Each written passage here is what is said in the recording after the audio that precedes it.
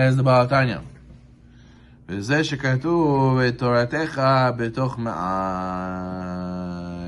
So what were we speaking about before? We were speaking about how the Torah and the mitzvot are mazon lenefesh. They're food for the soul. They're vitamins for the soul. And that's why it's very important to learn halakha and to learn in depth and to pray. And that way you feed your body with food. You feed your soul with spirituality. And that's what the Torah says in Tehillim.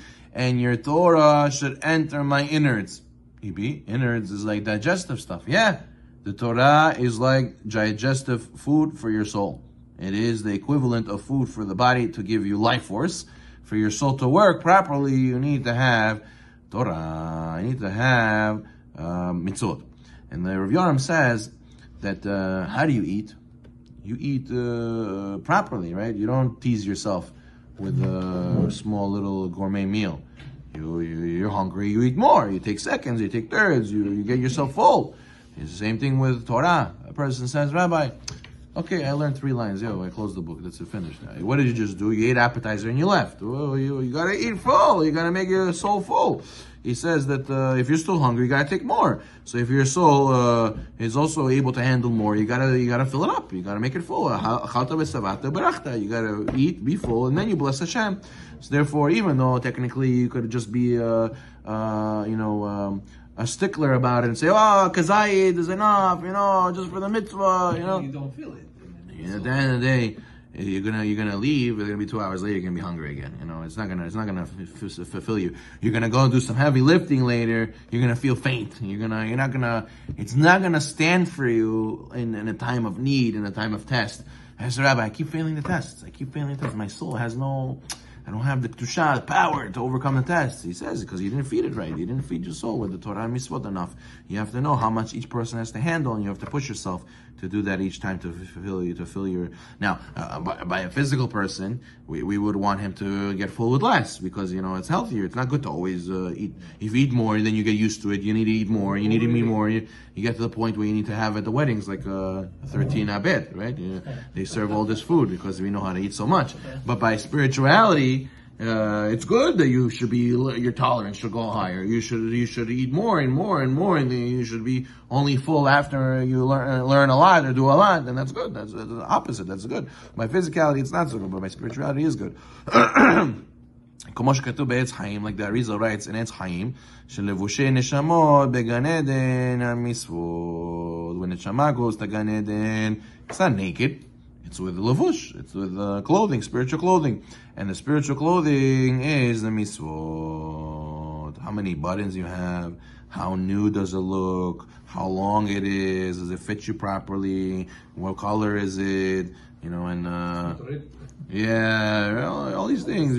Is it Gucci, is it Prada, all these things make a difference based on the mitzvot. That's why in Shamayim, when the person sees another soul, he already knows who he is. Just from the clothing, he already knows which mitzvot, which averot did he do. Therefore, the Rabbeinu Yonah says that the worst suffering in Olam Haba is the regret. Is a feeling of regret when you see the truth and you see how everybody's going to see you for eternity, and the embarrassment that's going to come with it, that's what kills the person. It's the worst. And feelings don't dissipate. The feelings don't dissipate. When we're in the physical world, our feelings go away eventually. Anger subsides, and jealousy subsides, and you get over yourself.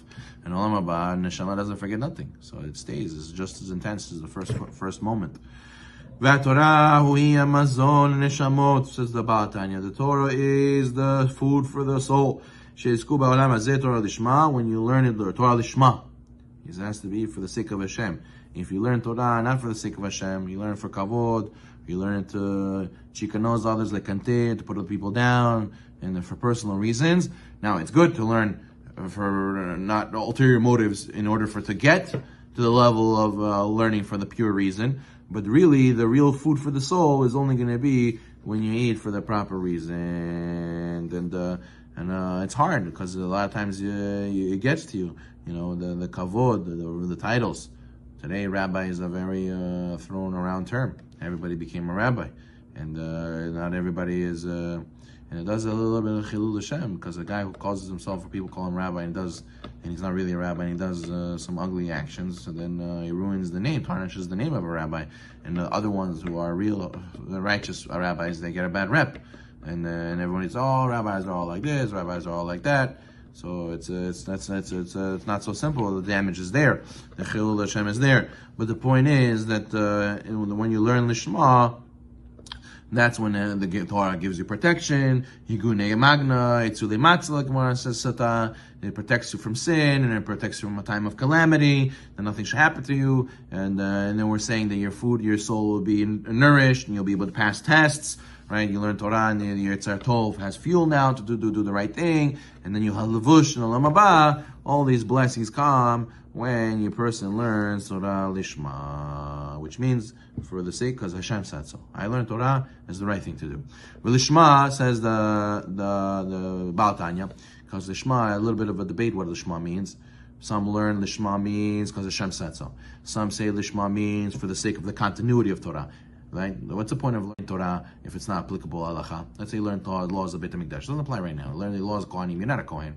Right? You learn the laws of divorce. You're not looking at divorce. You're not planning to make divorces for other people. So what are you learning these laws for? Okay, so for me, it's lishma, for the sake of the continuity of Torah. If I don't know this, so then how am I going to pass it to the next generation? Who's going to know this? Who in our church is going to know this? Well, I'm going to assume somebody else is going to know it. Somebody has to know these laws and how to understand the Torah Shabbat Peh attached to this mitzvah. So he said, but the Baal Tanya says lishma means Hainu kidei lekasher nafsho laHashem aidei asagat Torah. We said before that the Torah is a distillation and is a physical form, or more physical form of Hashem's godliness, and you're able to attach to Hashem even though he's spiritual via the Torah. Through the mitzvot, you get his knowledge and you get the understanding of Hashem and the way Hashem thinks. So he says that what does the Shema mean? When you do a mitzvah, learn Torah Shema for the sake of Hashem, it means you're learning this Torah in order to come close to Kadosh Baruch Hu, and my soul should be attached to him through understanding this Torah. So imagine a guy, Lavdil, his father loves sports. So he wants to come close. Let's say, I don't know, the parents are divorced. He never sees his father. He wants to have a relationship with his father. So his father loves sports, so he always was watching football. He's always watching soccer. So what does he do? He sits with his father and he talks about Messi, he talks about Ronaldo, he talks about this, talks about that. And it's a way to strike a conversation with him, to build a connection with him. So the same thing, like a person is learning Torah. Why? Even though maybe this is boring, or maybe, this is interesting, at the same time, no matter what it is, I'm doing it at the end of the day. Why? Because Hashem said so, and I want to come close to HaKadosh Baruch Hu. Via this Torah, I want to my knowledge should become more da Torah. I should be holier. I should attach myself to Hashem. Listen, it's not so simple. Even yeshiva bachers and learning yeshiva, they could be studying all day Tosfot and the Shulchan Aruch and the Rishonim, and I was there, and not even for 1 minute they'll stop and think I'm studying Hashem's Torah. Not for 1 minute. No, it becomes such of a routine. It becomes such like a business. Like you're just going through the motions. You're just talking about names and titles and this and that, and you forget to stop for one thinking that what am I doing this all for? To come close to Kadosh Baruch Hu. And when you're missing that, what happens? You have a very religious guy who goes during Bein Hasdarim, he goes between the learning sessions, he goes to his room to smoke hookah and rent a car to go on the weekend to who knows where, and to sneak out at night Seder, and he goes to a place he's not supposed to be in. And you think, like, what is this guy doing? What is it? You're in yeshiva, you're learning Torah all day. How does this connect to this? It's because when he was learning Torah, he asked the guy, why are you in this yeshiva? My father says I have to go here. My brother went here, so that's why I went here. I'm doing it to fill up my resume, so it looks good on my resume.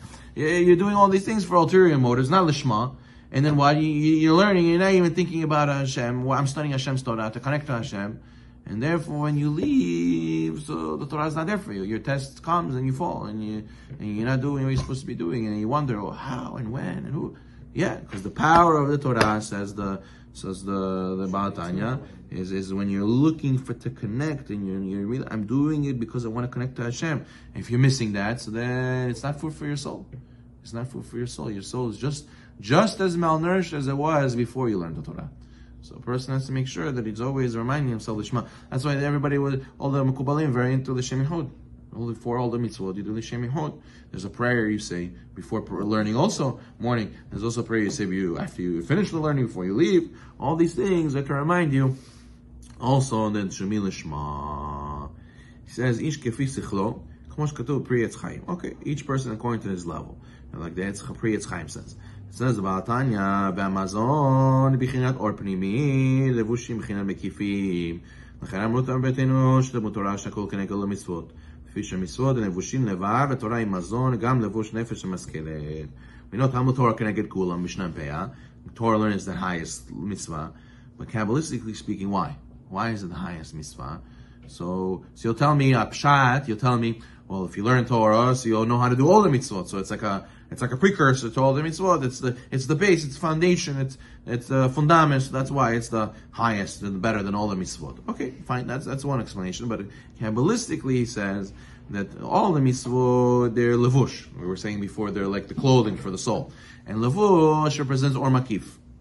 Or makif is a surrounding light. Now, or pnimi is inner light, or makif surrounding light. We explained many times before that or makif surrounding light represents knowledge that you know of, but you didn't acquire 100%. It's surrounding you, the light surrounds you.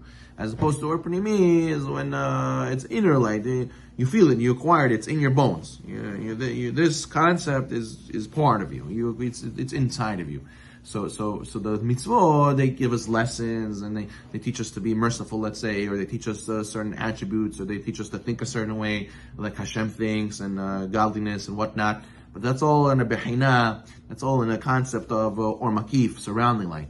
But Torah helps us internalize. Torah helps us, it's more than a lavush, it's also or pnimi. It also makes you internalize the light, and you have both or makif and or pnimi. So that's on a higher level. You tell a guy, do this mitzvah, put tefillin every day. What is this tefillin? Okay, I put the tefillin, fine. I get something from it. I'm more spiritual that day.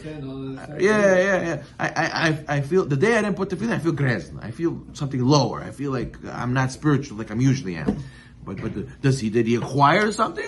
Not really. He had something. It was like a surrounding light. But when he studies Torah about the tefillin, he says, you know why we have 4 sections in the top, the head tefillin? Oh, it's connected, it's corresponding to the 4 senses we have on the face. The seeing, the smelling, the tasting, and the hearing. So all these things, you have to do it to Hashem. You have to dedicate it for Hashem. Oh, Rabbi, I like this. It's nice. Now I put tefillin, I think different. And now my day is different. So you see, when you learn Torah now, it became primi. You internalized it. Now he wants to do the mitzvah more. He's more motivated. He's thinking different when he's doing the light that was just like surrounding him. Internalized it more. He became a part of him. So that's why he says. That's why Kabbalistically learning Torah is a higher level than all the mitzvot, because it becomes primi also. So therefore, a person has to know. That's why Torah learning is so important. You need to do mitzvot. You need to learn Torah. And we have to do it lishma, for the sake of Hashem, that it should really be food for our soul. Baruch Na'olam.